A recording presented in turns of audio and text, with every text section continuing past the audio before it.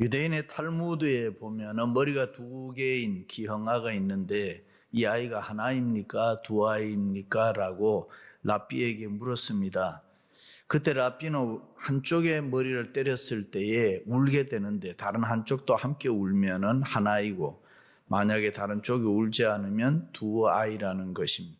그러면서 한쪽이 아플 때에 다른 한쪽도 아프고 한쪽이 기쁠 때에 둘 다 기쁘면 사랑하는 것이지만은 만약에 기쁨과 아픔이 연합되지 못하면은 사랑이 아니라는 것입니다. 우리가 믿는 기독교를 흔히들 사랑의 종교라고 합니다. 그 어떤 형이상학적인 논리나 추상적인 이론을 이야기하는 종교가 아니라 예수님의 희생적 사랑, 아가페적인 사랑을 본받아서 우리의 삶의 현장에서 그 사랑을 구체적으로 실천해야 하는 행위 종교를 기독교라 그럽니다. 그래서 예수님께서도 사랑으로 행하라, 그리하면 살리라. 믿습니까? 우리가 사랑으로 살면 모든 일이 하나님의 은혜로 다 잘 된다 그 말입니다. 우리가 사랑으로 살면 하나님이 복을 주시고 이 세상 살아갈 때에 행복하게 살 수 있다. 할렐루야. 어떤 율법사가 예수님께 찾아와서 선생님 무엇을 하여야 영생을 얻으리까 물었을 때 예수님께서 율법에는 무엇이라고 기록되어 있고 너는 어떻게 읽었느냐. 예, 율법에는 내 마음을 다하고 목숨을 다하고 힘을 다하여 뜻을 다하여 주 너희 하나님 사랑하고 내 이웃을 내 몸과 같이 사랑하라고 했습니다. 그래, 내 대답이 옳다. 너도 가서 하나님 사랑하고 이웃을 사랑해라. 그러면 살리라. 그 말을 듣고 율법사가 하나님을 사랑하는 것은 내가 알겠는데 내 이웃은 도대체 누구입니까? 라고 물었습니다. 예수님께서 이웃에 대한 얘기를 다음과 같이 비유로 말씀해 주신 것이 본문입니다. 예루살렘에서 여리고로 내려가는 길은 무섭고 위험했다. 바위와 굴이 많고 도둑과 강도가 많았다. 그런데 그 위험한 길을 한 유대인이 내려가다가 강도를 만나서 모든 거 다 빼앗기고 두들겨 맞고 거의 죽게 되었단다. 그때 한 유대교 제사장이 지나가다가 강도 만난 자의 신음소리를 듣고 당연히 가서 도와주어야 되는데 못 들은 채하고 그냥 실썩 지나가 버렸다. 그리고 그 뒤에 종교적으로 헌신한 제사장을 돕는다는 이 레위 사람들이 그 길을 지나갔는데 그도 역시 귀찮다는 듯이 그냥 지나갔단다. 그런데 평소에 유대인으로부터 인종차별, 민족차별, 사람 대접을 받지 못했던 사마리아 사람이 그 길을 지나가다가 강도 만난 유대인을 발견하고 깜짝 놀라서 그에게 다가가서 상처에 그가 가지고 있던 기름과 포도주를 발라주고 자기 옷을 찢어서 상처를 싸매주고 그를 주막으로 데리고 가서 돌보아주고 치료비까지 주인에게 주면서 만약에 비용이 더 들면은 내가 돌아올 때 갚겠다고 합니다.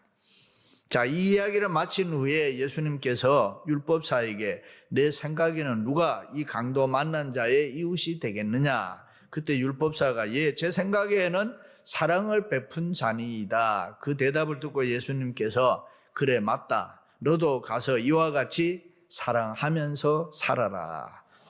할렐루야. 그럼 우리가 사랑하면서 살기 위해서는 어떻게 해야 합니까? 첫째는 이웃을 찾아야 합니다. 우리가 이웃을 잘 모르면은 사랑할 수가 없습니다. 이웃을 찾지 못하면은 도울 수가 없습니다. 여기에 첫 번째 제사장, 두 번째 레위인의 행동, 그런 이 행동은 지극히 이기적이고 이웃에 대한 무관심임, 내만 잘 살면 된다, 나만 괜찮으면 된다는 의식이죠. 학자들의 말을 빌리면 오늘 현대인들에게는 이웃이 없다고 합니다. 극단의 개인주의, 우리와 같이 이렇게 자본주의, 미국에 살면 이기주의가 되고 저절로 상업주의로 계산하면서 살다 보면은 삶의 공동체에서 서로 다 이웃을 잃어버렸다는 것입니다. 가정에서, 직장에서, 심지어 교회까지 이웃이 없다는 것입니다.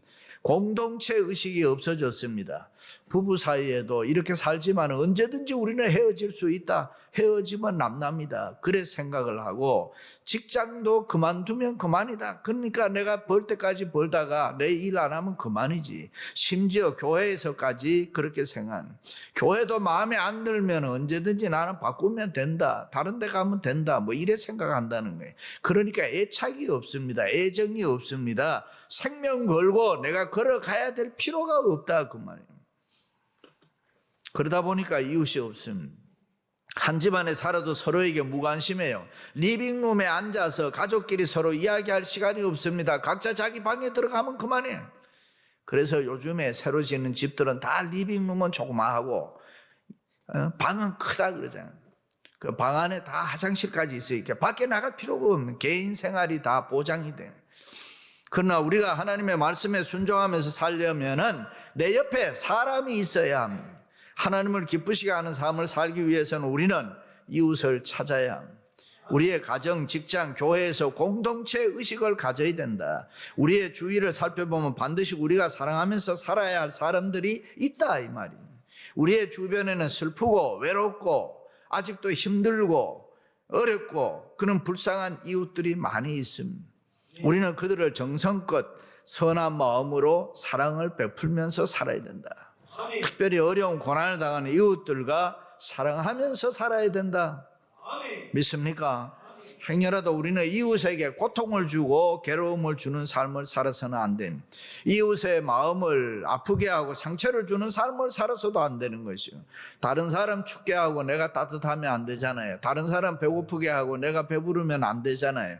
다른 사람 아프게 하고 내가 즐기면 안 된다 그 말입니다. 내가 좀 덜 먹고 그와 함께 추위와 배고픔과 아픔을 함께 나누어 가지는 것이 사랑하면서 사는 이 그리스도인의 삶인 것입니다. 아멘. 할렐루야. 손해보는 짓을 좋아해야 돼. 참으로 우리가 가족을 향한 공동체 속에서 사랑하면서 살겠다는 결심만 있으면 우리의 주위에 있는 모든 문제는 저절로 해결되는 거예요. 아멘. 사랑은 치유의 능력이 있기 때문입니다. 아멘. 주님이 칭찬하셨던 로마 백부장의 신앙은 사랑에 근거했습니다. 자신의 질병을 고치기 위해서 예수님께 간구한 것이 아니라 병들어 있는 자기 종의 치유를 위해서 예수님께 간청했다. 그 백부장의 그 사랑 보고 예수님께서 고쳐주셨습니다. 그렇습니다. 구원받은 성도, 하나님의 뜻대로 사는 성도는 이웃을 찾아서 어떻게 하더라도 사랑하면서 살아야 합니다. 이 사랑을 베풀기 위해서는 무엇보다도 먼저 이웃을 찾고 이웃에 대한 사랑과 관심을 가지고 살아야 해요. 어떤 분은 이런 이야기예요. 내 코가 다짠데 내 문제도 내가 다 감당할 수 없을 만큼 야단인데 남을 사랑하고 도와줄 여유가 내게 어디에 있느냐. 반문할지 모릅니다. 그러나 여러분 절대로 속으면 안 돼. 그렇지 않습니다. 영적으로도 그렇고 신앙적으로도 그렇습니다. 우리가 기도가 응답이 없다. 내가 열심히 생활하는데 열심히 기도하는데 답이 없다. 그러면 여러분 다른 사람을 위해서 중보 기도를 열심히 하면은 그러면 우리 기도가 저절로 응답되는 것입니다. 이민자의 삶이 때로는 힘들고 어려워도 예수 믿는 우리는 우리의 주위를 늘 살펴봐야 되는 거예요. 함께 사랑하면서 살아가야 할 이웃들을 우리 옆에서 찾아야 된다. 부자와 나사로의 비유가 있습니다. 부자는 날마다 호화롭게 연락하면서도 그의 문 앞에 있는 거지 나사로를 돌보지 않았다. 그런데 나중에 다 죽었다. 아이러니하게도 나사로는 천국 아브라함의 품에 가고 부자는 음부 지옥에 떨어졌다. 지옥에 떨어진 부자는 목이 타서 죽을 지경. 그래서 부르짖습니다. 두 가지죠. 내 혀끝을 서늘하게 해달라. 나 마실 물 좀 달라. 그리고 내 형제들이 저 세상에 사는데 나처럼 이렇게 지옥에 오지 않게 해달라. 그 소리 듣고 아브라함이 말합니다. 이 예언의 하나님의 말씀을 믿지 아니하면 비록 죽었던 사람이 살아가도 소용이 없다. 성경 보고 예수 믿으면 되는 거지. 너가 죽어서 살아가서 다시가 이야기한다고 그 사람이 들을 사람들이 아니다. 그 말이에요. 거지 나사로가 내 문 옆에서 구걸할 때 너는 그를 돌보지 않았으니 그것이 바로 내 잘못이다. 그렇습니다. 우리는 이웃에 관심을 가져야 돼요. 가족을 찾아야 되고 자녀를 찾아야 되고 이웃을 찾아서 사랑하면서 함께 살아야 합니다. 문제 있는 아이, 속 썩이는 자녀들은 더 사랑해야 되는 것이고 사랑은 능력과 기적이 있는 줄로 믿습니다. 보기 싫은 사람이라도 억지로라도 더 사랑해야 되고, 실패한 사람이 있으면 더 사랑해 줘야 되고. 할렐루야. 어떤 장로님이 사업에 실패해서 하루아침에 망했습니다. 아내와 자식들 보기가 면목이 없어요. 하루에도 몇 번씩 죽고 싶은 생각이 사로잡혔는데, 하루는 밤늦게 집에 돌아왔더니만 이 권사님이 예쁘게 화장을 하고 반갑게 맞아주었습니다. 그리고 여보, 세상 사람들이 뭐라고 해도 나는 당신을 믿습니다. 결코 당신은 나쁜 사람이 아닙니다. 당신은 욥처럼 반드시 다시 일어날 겁니다. 나 당신 사랑합니다. 힘을 내세요. 이 이야기를 듣고 있던 장로님이 너무 감동이 돼서 체면이고 뭐고 그 부인 앞에 목을 놓고 울면서, 세상 사람들이 다 나를 죄인으로 취급해도 당신이 내 진실을 믿어준다면 나는 다시 일어날 수 있다. 그리고 장로님은 열심히 일해서 다시 사업 크게 성공해서 행복하게 살았다는 거예요. 그렇습니다. 다 그런 것은 아니지만은 남자들은 대개 비슷한 속성을 가지고 있어요. 여자가 너무 강하게 나오면은 남자가 무능해지든지 아니면은 완전히 정이 떨어져 나가서 폐인이 돼버려요. 그런데 여자들은 그걸 잘 몰라요. 자기들 같이, 여자들 같이 쉽게 마음이 변한 줄 알고 지나치게 강하게 나올 때가 있어요. 그래야 남자가 자극을 좀 받고 뭐 어떻게 될 줄 아는, 절대로 그렇지 않습니다. 사실은 반대입니다. 아주 그렇게 나오면 무능해지든가 정이 떨어져 못 살겠다고 완전히 떨어져 포기해버려요. 그 남자의 속성이라는 건, 남자들은 대개가 다 살살 애교를 떨면서 달래야 된다는 거예요. 진짜 사랑은 힘을 쓰지 않습니다. 우리가 이 미국에 오래 살다 보니까 여자들이 힘이 세져서 뭐 거의 싸우면은 여자들이 이긴다고 합니다. 그런데 그것은 이기는 것이 아니라 사랑하지 않는다, 그 말이에요. 제가 어떤 모임에 가서 이런 이야기 했습니다. 남편들은 때론 큰 소리를 뻑뻑 치지만은 아이들처럼, 7살 먹은 아이들처럼 개구장이 밖에 안 될 정도로 마음이 여리고 약하니까 아주 자주 좀 칭찬을 좀 해주고 그렇게 하면 좋습니다. 그러니 오늘부터 집에 돌아가면 나는 당신의 아내가 된 것이 너무 행복합니다. 참 행복하고 좋습니다. 그러면 남편들은 자기가 최고인 줄 알고 기분이 좋아서 어쩔 줄 모르고 행복해질 겁니다. 그랬더니 어떤 여집사님, 목사님 나는 못합니다. 내가 그렇게 잘해줘가지고 남편이 좋아하는 꼴을 내가 어떻게 봅니까? 사랑하는 성도 여러분, 오늘 우리는 우리 주위에 이 육체적, 정신적, 영적으로 강도 만난 사람들이 많이 있습니다. 그 이웃들을 찾아서 위로해 주면서 사랑하면서 살아갈 수 있기를 주님의 이름으로 축원합니다. 두 번째는 사랑을 행해야 합니다. 우리는 이웃을 찾았으면 사랑한다고 말로만 하지 말고 행동으로 사랑하라, 그 말이에요. 사람은 누구나 자기 몸을 사랑합니다. 그것도 아주 구체적으로 사랑하고 적극적으로 사랑합니다. 몸에 좋다고 하면 다 잘 먹잖아요. 그러나 몸에 해롭다 그러면 먹고 싶은 거 안 먹는 거예요. 좋은 것은 다 즐깁니다. 그러나 싫은 것은 누가 시켜도 하지를 않습니다. 본능적으로 합니다. 그래서 예수님께서는 내 이웃을 내 몸과 같이, 내 자신과 같이 사랑해야 된다. 다시 말해 구체적으로 자기 자신을 사랑하는 것처럼 내 이웃에게도 그런 사랑을 행해달라. 예수님 십자가 지실 때 말씀만 하신 것이 아니잖아요.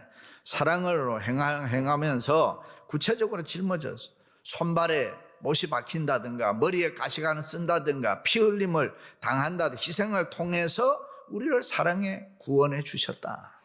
예수님의 사랑이 위대한 것은 이 행동하는 사랑이었기 때문에 위대하다. 선한 사마리아인도 강도 만난 사람을 위해서 자기가 가지고 있는 기름과 포도주를 상처에 부어 주었습니다. 자기의 옷을 찢어가지고 다 싸매 주었습니다. 그런 나귀에 태워서 주막에 데리고 가서 계속 치료해 주었습니다. 그리고 주인에게 치료비가 더 들면은 내가 돌아오는 길에 다시 갚아주겠다.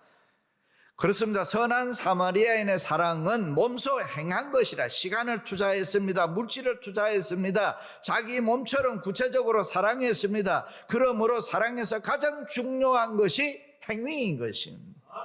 함께 사랑하면서 사는 것이다. 많은 여자들 중에 40, 50대가 되면은 어느 날 잃어버린 자기에 대해서 소스라치게 놀란다 그래. 젊을 때는 연애하느라고 모르고 결혼해서는 아이 낳아 키우느라고 바쁘고 그 아이들이 이제 대학에 들어가서 품에서 집에서 떠나면은 비로소 없어진 자기를 찾는다. 소위 인생의 사춘기를 겪는다는 거죠. 중년의 위기를 찾았다 이 말이에요. 그러나 사실은 없어진 것이 아니고 그 기간이 정상이에요. 남편을 위해서 자식을 위해서 내가 열심히 살았던 거, 자기를 못 찾고 정신없이 살았던 거, 그때가 사랑하면서 살았던 아름다운 기간이라. 왜냐하면 남편과 아내, 자식을 사랑하면 자신을 위한 일은 없습니다.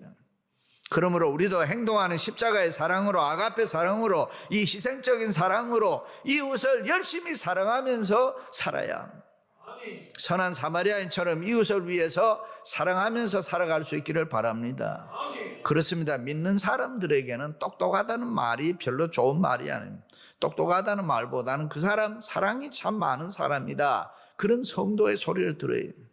마리아가 돈에 대한 계산이 안 돼서 비싼 향유를 예수님 발에 부어드리고 자기 머리털로 씻은 게 아니란 말이죠. 오직 예수님만 기쁘시게 하면 된다라는 이 사랑의 마음밖에 없었다.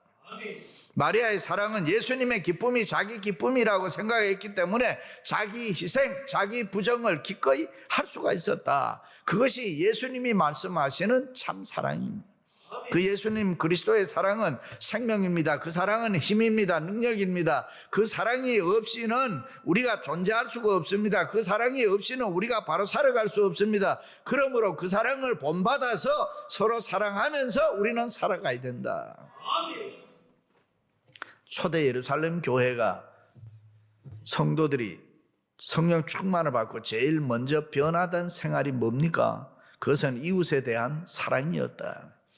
내가 이렇게 축복을 많이 받았으니 사랑하면서 나누어 가지자. 그것을 보고 그 사랑을 받고 싶어서 그 당시에 사람들이 교회로 몰려들었던 것입니다. 할렐루야. 예수님께서 청년에게 율법을 지켰느냐 물었을 때에 다 지켰습니다. 그때 예수님께서 내가 온전하고자 할 텐데 가서 내 소유를 팔아 가난한 자들을 주라. 그 말씀을 듣고 이 청년은 근심하면서 돌아갔다. 사랑을 행하는 것이 이렇게 어렵습니다. 물질이 들어가면 더 어렵습니다. 그렇습니다. 우리가 왜 약합니까? 이 세상을 살아갈 때 왜 우리가 초라하다 생각합니까? 사랑을 받기를 원하기 때문에 그렇습니다. 사랑을 받으려는 마음이 있어서 그렇습니다.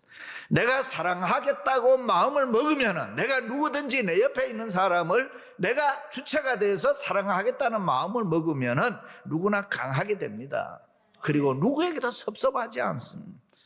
밀림의 성자 수바이처 박사는 자신을 희생해서 다른 사람을 돕는 이타주의 사랑을 가리켜서 페리커리즘이라 그렇게 이야기했습니다. 원래 이 말은 아프리카에 사는 페리칸이라는 새의 이름에서 유래되는데, 이 새는 죽을 때가 되면 자기의 뿌리로 자기 앞가슴에 있는 털들을 다 뽑아내고 여기서 피를 나오게 해가지고 그 피를 자식들에게 먹이고 자기는 죽는다. 이와 같은 자기 희생을 사랑을 페리카니즘이라 그렇게 말합니다. 삼중고의 인생을 살았던 헬렌 켈러에게 어떤 사람이 물었습니다. 이 세상에서 가장 불쌍한 사람은 어떤 사람이라고 생각합니까? 서로 사랑을 주고받을 줄 모르는 사람이다. 우리가 서로 사랑하면서 산다면 우리는 더욱 행복한 삶을 살 수가 있다. 아멘. 할렐루야. 마지막으로는 사랑하면서 살면 축복이 있습니다. 사랑을 행하라 그러면 살리라 그래요. 우리가 사랑하면서 살면 하나님의 축복, 하나님의 은혜가 반드시 있다 그 말이에요. 세상은 나 혼자 살 수가 없잖아요. 내가 살기 위해서는 가족이 살아야 되고, 내가 살기 위해서는 이웃이 살아야 되고, 사회가 살아야 되고, 우리 교회가 살아야 되고, 우리가 속해 있는 공동체가 살아야지 그게 내가 사는 것이다. 그러므로 먼저 내가 은혜와 복을 받아야 됩니다. 그것은 우리가 사랑하면서 살아야 내가 복을 받는다 그 말이에요. 아브라함의 믿음의 조상이 되고 재물의 축복을 받고 거부가 된 것은 이웃을 사랑하고 도와주고 심지어 지나가는 나그네를 대접하고 하나님의 복을 받았다. 이걸 우리는 다 압니다. 그렇습니다. 구원이라는 것은 믿음으로 얻습니다. 그러나 축복은 행함으로 얻게 되는 것입니다. 그러므로 사랑을 행하면 우리는 살 수 있습니다. 내가 사랑으로 살면은, 사랑하면서 살면은 내가 축복을 받습니다. 그렇습니다. 우리가 살고 있는 미국이 그런 나라 아닙니까? 참으로 좋은 나라예요. 역사는 짧지만 종교도 정신으로 하나님 잘 섬기고 서로 사랑함으로 복을 많이 받은 나라가 미국이라는 나라예요. 그리고 지금도 세계를 향해서 사랑으로 많이 도와주고 있습니다. 이 지구 땅에 어느 민족이 미국의 도움을 안 받은 나라가 거의가 없습니다. 참으로 사랑으로 행하는 나라이기 때문에 하나님은 이 미국에다 복을 많이 주시고 위대한 나라가 부자 나라로 만들어 주었습니다. 그래서 일찍이 주님께서 너희가 거저 받았으니 거저 주어라. 솔로몬도 그랬어요. 흩어 구제하여도 더욱 부하게 되는 일이 있나니 사랑하면서 살면은 복을 받는다 그 말이에요. 우리나라에도 이런 말이 있어요. 3대 잘 살고 3대 못 사는 가문이 없다 그런 말이에요. 그런데 역사에 보면 경주의 최부자는 12대 300년 이상 부자로 살았다. 어떻게 그렇게 오래 부자로 살 수 있었을까? 그 가문의 가훈이 이렇다 그래요. 첫째는 과거를 보되 진상이상을 하지 마라. 그러니까 높은 벼슬 갖지 마라. 그 다음 두 번째는 만석 이상의 재산은 언제나 사회에다 환영하는 해라. 이웃을 사랑하면서 살아라. 뭐 그런 말이에요. 요즘에 노블리스 오블라제라는 말이 있습니다. 귀족은 책임이 있다는 말이에요. 귀족의 의무가 뭡니까? 옛날 로마의 귀족들은 아주 사랑받고 존경을 받았습니다. 왜요? 사랑을 베풀었기 때문에. 그렇습니다. 이웃을 구체적으로 사랑하며 살 때에 바로 내가 축복을 받습니다. 다른 사람 사랑하면 내가 살아나는 것이고 내가 사랑받는 것이고, 사랑하면서 살 때 내가 하나님의 은혜를 받고 사랑하며 살 때 내가 하나님의 축복을 받습니다. 사울왕이 다윗을 죽이려고 할 때 사울의 아들 요나단이 어떻게 하더라도 자기 아버지에게서 그를 구해줍니다. 그랬더니 후에 임금이 된 후 다윗은 요나단이 죽고 난 뒤에 그 후손들 무비보셋을 비롯해서 왕족같이 감싸고 축복해 주었다. 사랑하면서 살면은 하나님이 복을 주신다. 사랑하는 성도 여러분, 우리 모두 서로 사랑하면서 살아가심으로 은혜와 축복이 풍성할 수 있기를 주님의 이름으로 축원합니다.